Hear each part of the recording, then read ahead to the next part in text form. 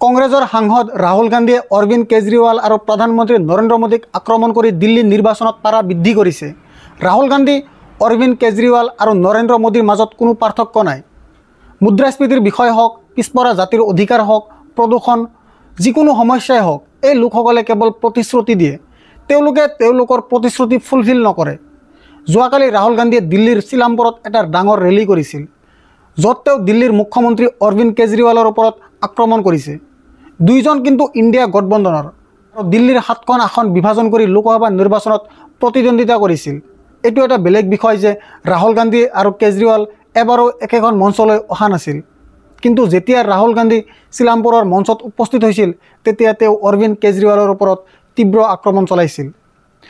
অৰবিন্দ কেজৰিৱালেও উত্তৰ দিছে।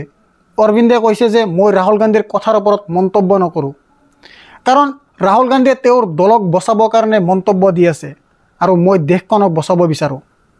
আপুনি অৰবিন্দ কেজৰিৱালৰ যুক্তিক বিশ্বাস কৰে নেকি যে তেওঁ দেশক বচাব বিচাৰে? কমেণ্ট বক্সত আপোনাৰ মতামত দিব। এইটো ডাঙৰ প্ৰশ্ন যিটো প্ৰতিটো দিনত সোধা হৈছে। যদি কংগ্ৰেছে শক্তিশালী হয়, যদি কংগ্ৰেছ শক্তিশালী হয়, আম আদমি পাৰ্টিৰ পোনপটীয়া ক্ষতি কৰিব নেকি? যদি আম আদমি পাৰ্টিৰ ভোটৰ অংশ হ্ৰাস পায়, ই ভাৰতীয় জনতা পাৰ্টিক শক্তিশালী কৰিব নেকি? এই সকলোবোৰ সমীকৰণ এই সময়ত দিল্লীৰ মানুহৰ সন্মুখত আছে। ৰাহুল গান্ধীয়ে কয় যে কেজৰিৱাল আহিছিল, তেওঁ প্ৰতিশ্ৰুতি দিছিল যে তেওঁ দিল্লীত পেৰিছ তৈয়াৰ কৰিব, দিল্লীত পেৰিছ তৈয়াৰ কৰিব, কিন্তু প্ৰতিশ্ৰুতিবোৰ প্ৰতিশ্ৰুতি হৈয়ে থাকিল।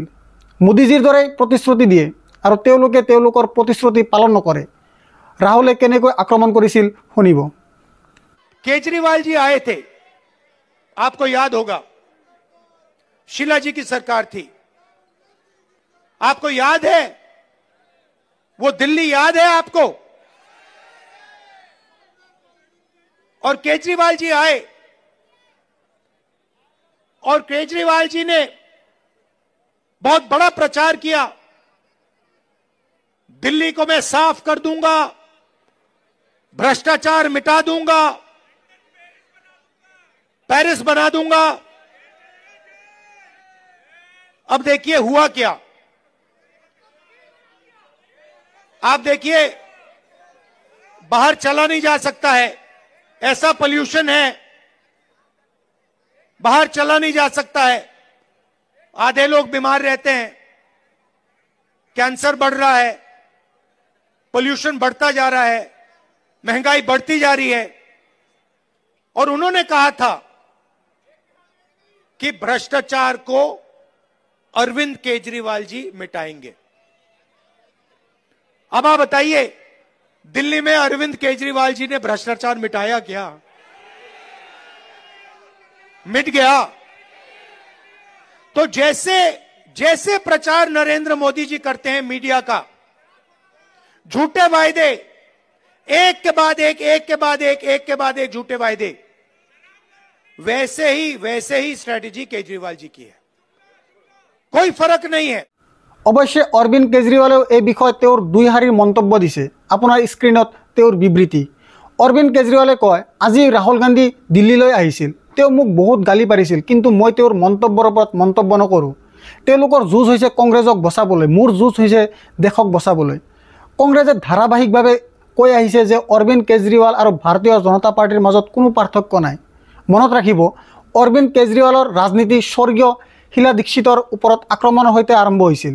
আৰু আজি যেতিয়া অৰবিন্দ কেজৰিৱালে কৈছিল যে তেওঁৰ যুঁজ দেশক বচাবলৈ, তেতিয়া পুত্ৰ সন্মুখলৈ আহিছিল, পুত্ৰ আগবাঢ়ি আহিছিল। ইয়াত মই ৰাহুল গান্ধীৰ কথা কোৱা নাই, মই সন্দীপ দীক্ষিতৰ বিষয়ে কথা পাতি আছোঁ। কাৰণ সন্দীপ দীক্ষিতৰ অৰবিন্দ কেজৰিৱালৰ প্ৰতি যথেষ্ট ঘৃণা আছে। সন্দীপে পাহৰি যোৱা নাই যে যেতিয়া অৰবিন্দ কেজৰিৱাল দুৰ্নীতিৰ বিৰুদ্ধে ভাৰতৰ অংশ আছিল, তেওঁ প্ৰায়ে দিল্লীৰ প্ৰাক্তন মুখ্যমন্ত্ৰী শীলা দীক্ষিতক আক্ৰমণ কৰিছিল। শেহতীয়াকৈ কংগ্ৰেছে এটা ভিডিঅ' ভাইৰেল কৰি তুলিছে, য'ত অৰবিন্দ কেজৰিৱালৰ জনসাধাৰণৰ মাজত যায় আৰু এগৰাকী মহিলাই কয় যে দিল্লীত যি উন্নয়ন হৈছে সেয়া কেৱল কংগ্ৰেছে কৰিছে। সন্দীপ দীক্ষিতে কি কৈছে অলপ সময় পিছত আপোনাক কৈ আছোঁ। প্ৰথমতে আপুনি ভিডিঅ'টো চাওক, য'ত এগৰাকী মহিলাই কেজৰিৱালক কাঠগড়াত ৰাখিছে। ভিডিঅ'টো চাওক।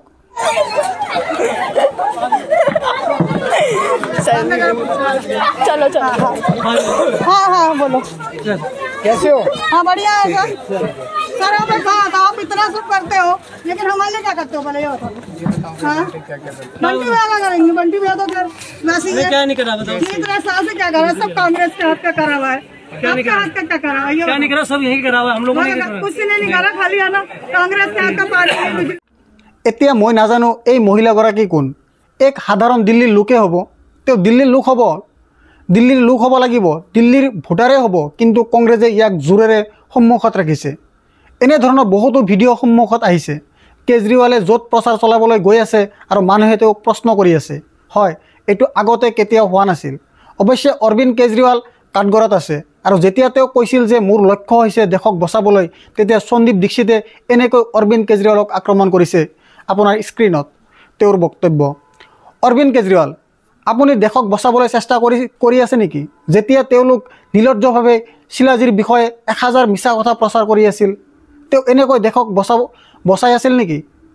তেওঁ এনেকৈ দেশখনক বচাই আছিল নেকি? তেতিয়া তেওঁ সোনিয়া গান্ধীক কাৰাগাৰলৈ প্ৰেৰণ কৰাৰ ভাবুকি দি আছিল। তেওঁ এনেকৈ দেশক বচাই আছিল নেকি? তেওঁ এনেকৈ দেশক বচাই আছিল নেকি? যেতিয়া তেওঁলোকে আন্নাৰ সৈতে লোকপালৰ নামত দেশক বোকা বনাই আছিল, তেওঁলোকে দেশখনক এনেকৈ বচাই আছিল নেকি? যেতিয়া তেওঁলোকে 34 কোটিৰ প্ৰসাদত চোৰাং গুলি বজাই আছিল, তেওঁলোকে দেশখনক বচাই আছিল নেকি? যেতিয়া তেওঁলোকে 24 লাখ টকাৰ বিদ্যালয় 7 লাখ টকাৰ কোঠা নিৰ্মাণ কৰি আছিল, তেওঁলোকে দেশক এনেকৈ ৰক্ষা কৰিছিল নেকি? যেতিয়া বিজ্ঞাপনৰ বাবে হাজাৰ হাজাৰ কোটি টকা খৰচ কৰা হৈছিল, আপুনি দেশখনক বচাই আছিল নেকি? যেতিয়া তেওঁলোকে সুৰাৰ দালালি কৰি 2000 কোটি টকা চুৰি কৰিছিল, তেওঁলোকে এনেকৈ দেশক বচাই আছিল নেকি? যেতিয়া মানুহে কোভিডৰ সময়ত অক্সিজেন আৰু বিচনাৰ বাবে ব্যাকুল হৈ আছিল, তেওঁলোকে দেশখনক বচাই আছিল নেকি? যেতিয়া তেওঁলোকে কৃষকসকলৰ ওপৰত নাৰী জ্বলোৱাৰ বাবে দোষ আৰোপ কৰা হৈছিল, তেওঁলোকে দেশখনক বচাই আছিল নেকি? গতিকে এক প্ৰকাৰে সন্দীপ দীক্ষিতে ইয়াত এখন দীঘলীয়া তালিকা উপস্থাপন কৰিছে। এক প্ৰকাৰে সন্দীপ দীক্ষিতে ইয়াত এখন দীঘলীয়া তালিকা উপস্থাপন কৰিছে। আৰু শেষত কওক, ইমান ডাঙৰ তালিকা আছে যে মানুহে পৰি ভাগৰি পৰিব। আপুনি দেশক বচাব নালাগে, আপোনাৰ পৰা দেশ ৰক্ষা কৰিব লাগে। অলপ আগতে মই কি কৈছিলোঁ, সন্দীপ দীক্ষিতৰ মাকৰ প্ৰতি অৰবিন্দ কেজৰিৱালৰ প্ৰতি যথেষ্ট ঘৃণা আছে। আৰু সেই শব্দটোৱে এইটো স্পষ্ট কৰে, যেতিয়া সন্দীপ দীক্ষিতে অৰবিন্দ কেজৰিৱালক তই মইৰে সম্বন্ধ কৰে, এইটোৱে দেখুৱায় যে সন্দীপ দীক্ষিতে কেৱল ৰাজনীতি কৰা নাই, তেওঁ তেওঁৰ মাকৰ যুঁজটো যুঁজি আছে। অৱশ্যে ৰাহুল গান্ধী কালি সম্পূৰ্ণ ফৰ্মত আছিল। ৰাহুল গান্ধীয়ে আক্ৰমণ অব্যাহত ৰাখিছিল। ৰাহুলে কৈছিল যে মুদ্ৰাস্ফীতিৰ বিষয়ত কেজৰিৱাল আৰু মোদীৰ মাজত কোনো পাৰ্থক্য নাই। এই লোকসকলে প্ৰতিশ্ৰুতি দি থাকিল, কিন্তু সকলোৱে জানে মুদ্ৰাস্ফীতি ক'ত আছে। ৰাহুলে কি কৈছিল শুনিব। महंगाई की बात की और आपने कहा कि महंगाई बढ़ती जा रही। मैं आपसे पूछना चाहता हूं, महंगाई बढ़ रही है कम हो रही है? महंगाई के बारे में नरेंद्र मोदी जी ने और केजरीवाल जी ने क्या कहा था? कहा था कि महंगाई कम करेंगे। हुई महंगाई कम? बढ़ती जा रही है और गरीब लोग गरीब होते जा रहे हैं और अमीर लोग अमीर होते जा रहे हैं।